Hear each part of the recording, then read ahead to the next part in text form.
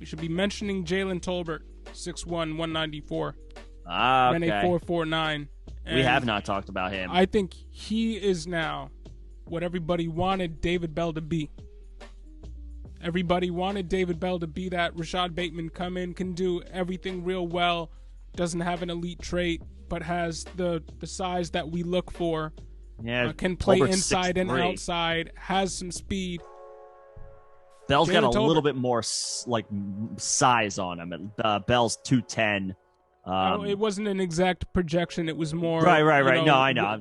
Where in the rankings we wanted David Bell as that wide receiver that you could get at the turn, maybe high in the second round, who could be this year's T. Higgins, could be this year's high-performing wide receiver that you get in the second round. We saw Deontay Higgins Johnson become that guy as a late second. Jalen Tolbert kind of gives me those vibes. I don't think he's the super explosive guy, but if you look, college dominator rating, 51%. That's good. Jalen Tolbert is a guy. If you look at his college yards per route, 16.1. It's pretty yards good. Per route run? I didn't know that. 16.1 yards per route run? Which is a healthy number. It's not 20, which means he's not relying on big plays all the time. But he's a guy that's getting a high target share, 96th percentile to college target share, 33.4. He was a number one for his team, and he did well with that. Yeah. And he's coming into the NFL, not a crazy breakout age guy, 20.5 breakout age, but 6'1", 194.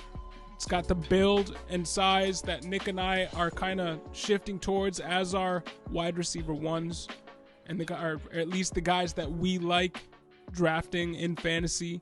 These not 6'5" guys with no agility and who are all straight line speed and contested catch receivers. Yeah. Jalen Tolbert is more of that movable chess piece, good anywhere,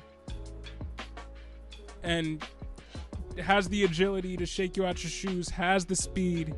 He kind of looks like discount Garrett Wilson. I mean, the thing with Tolbert as it pertains to like the breakout age, when you find these dudes who go to these small schools, but they are the cream of the crop, like as far as this guy is our far and away top option on offense, these guys are coming in polished. Like they're coming in. These small school dudes, it almost feels like they're not raw prospects. They're pro ready. Like their ceiling might not be much higher than what it already is, but they can come in and contribute day one. So y'all don't worry too much about like a breakout age when it comes to a guy like that. You find these diamonds in the rough at these small schools, but they dominate the competition. They come in, they put up good scores. Yeah.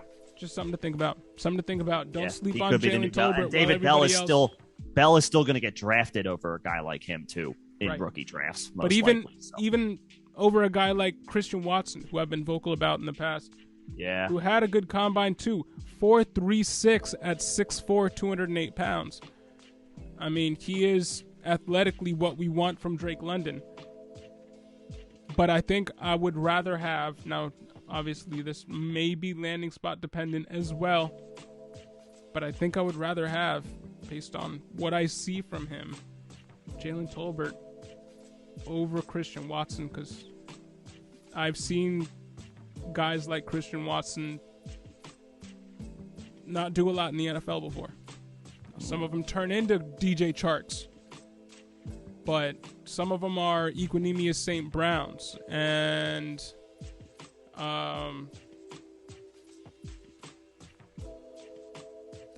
Miles Boykins and guys like that who tested real well coming out but weren't highly touted coming out, and it didn't translate to NFL production on the field. So you got to watch out for those guys.